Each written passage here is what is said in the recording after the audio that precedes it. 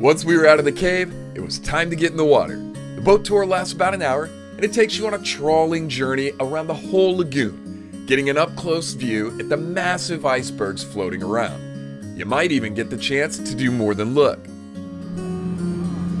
This is 1,000-year-old ice that they broke off for us to try. I mean, how cool is that?